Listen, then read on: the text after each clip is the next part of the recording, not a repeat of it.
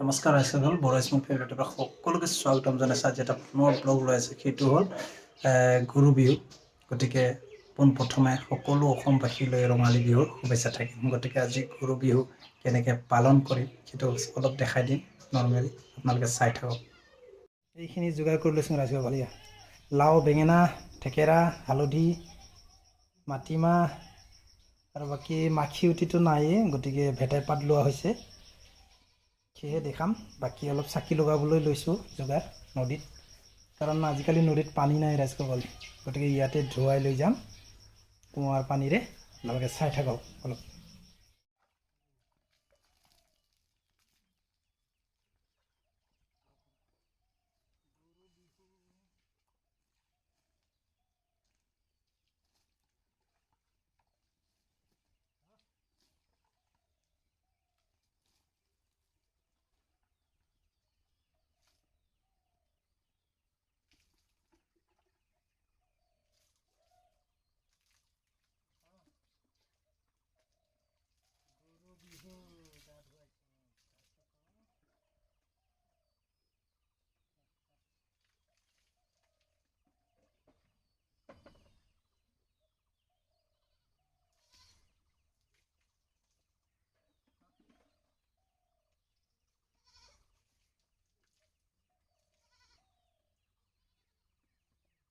হ'ল কাৰণ নদীত পানী নাই, তেতিয়া হালধি নাম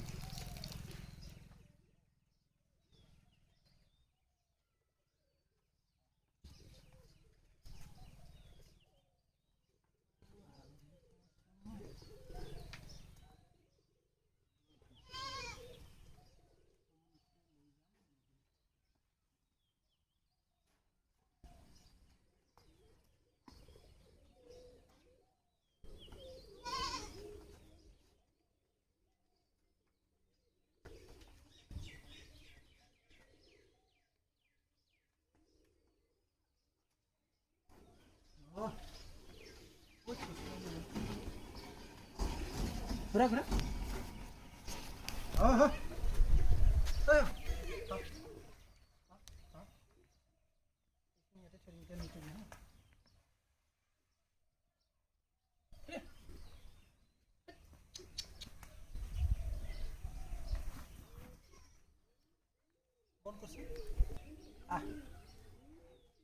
গৰুখিনি খুলিছে দেখি দিয়ক।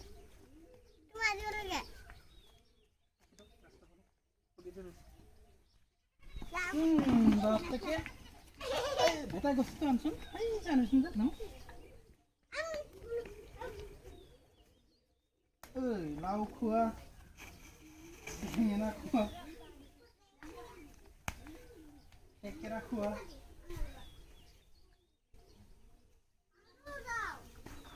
লাও খা, ছাগল পোৱালিটোকো বেঙেনা এটা দি দিওঁ।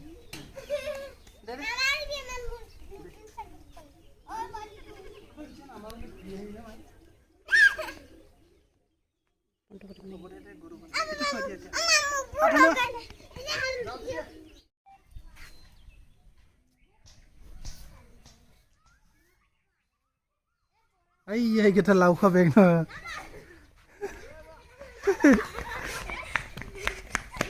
পৰবি দেই, পৰবি হ'লে আৰু দে, হ'লে আৰু গতিকে ৰাইজসকল, গৰু বিহু থুলমূলকৈ দেখালোঁ। যদি আপোনালোকক ভাল লাগিলে লাইক, শ্বেয়াৰ, কমেণ্ট কৰিব। আৰু যিসকলে নতুনকৈ মোৰ চেনেল আহিছে, অনুগ্ৰহ কৰি মোৰ চেনেলটো ছাবস্ক্ৰাইব কৰি ল'ব, আৰু লগতে কোণত বেল আছে সেইটো টেপি দিব। কাৰণ আজিলৈ ধন্যবাদ আৰু লগতে বিহুলৈ শুভেচ্ছা থাকিল।